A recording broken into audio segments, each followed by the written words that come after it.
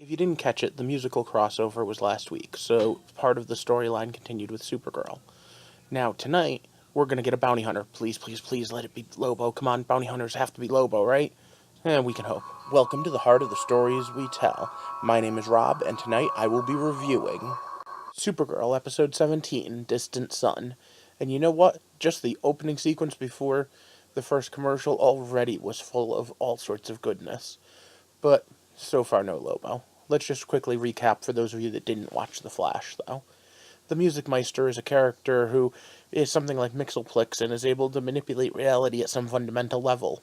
Because Barry Allen, if you don't follow The Flash, he's The Flash, is having personal problems with his lady friend and just broke up with her for no apparent reason. They ended up doing this whole thing where he trapped the two of them in musicals. They had to convince the people in the show they were in to fall in love again, and the only way to get out was for Monel and Barry's girlfriend to take them back. And bada bing, bada boom, we're back to this, and we throw this up here for tonight's episode. So once again, it's stop. Spoiler time. And aw, wasn't the breakfast in bed so cute? You know what I actually take out of that scene, though? There's better information in books than on YouTube. Thank you, Monel. That alone made my heart flutter.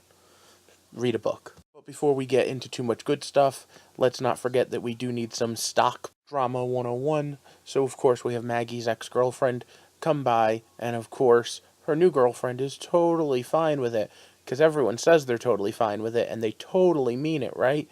Because Alex Danvers couldn't possibly be jealous, just right, so we all know where that's going. So like I said in the opening, there's a bounty placed on her head, and Monel has only one set of suspects, Mommy and Daddy. And you know what? I don't blame him, considering the way that they acted. But I'm not sure that that's an entirely unjustifiable thought process. I mean, if you think about it, if someone was dating your little boy and you thought they were horrible, what would you do?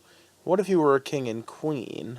Although I have to give the DEO credit, they did come up with what I think is the most logical use of how to handle this. If the hit's on Supergirl, she should stay Kara. Keep Supergirl out of the limelight, and then just wait and see if they can backtrack who actually did put this bounty on her head. And let's be honest, Supergirl doesn't actually have any amount of lack of villains that it could have been. But the main thrust comes when Supergirl is attacked by none other than Monel. Good old Valor. Now why? Because it's brain control.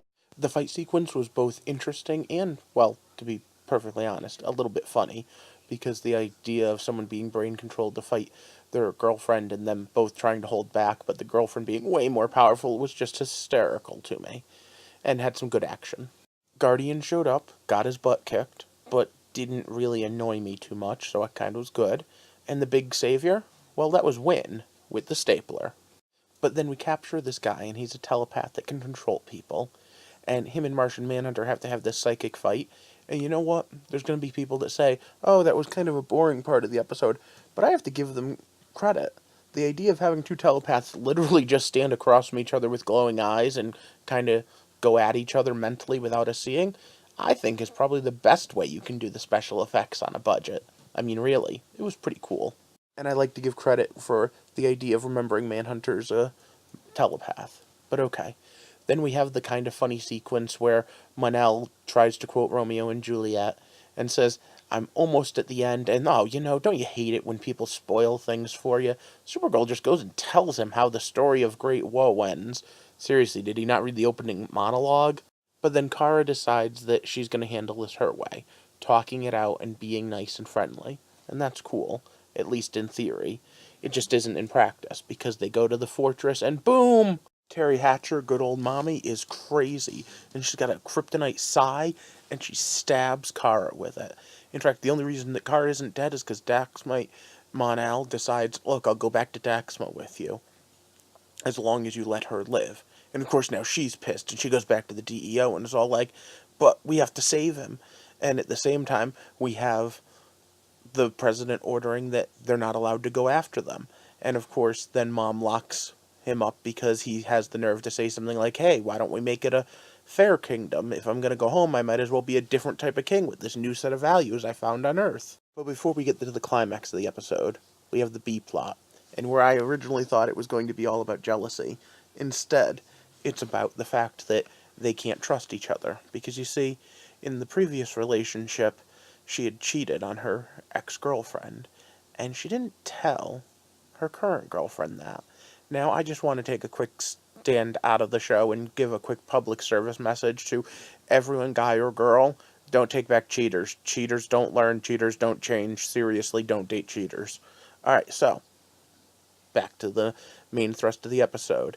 And remember, the president has ordered that they not engage the Daxmites. And remember, there's something hinky going on with the president that we still don't know about, because it was only that one flash at the beginning of the season.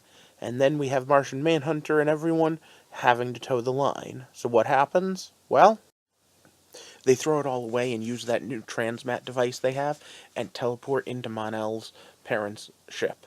Alright, so we have another throwdown between Kara and good old Mommy, but instead it's Martian Manhunter. Because they again remember he's a shapeshifter and can look like Kara but have no problem with kryptonite.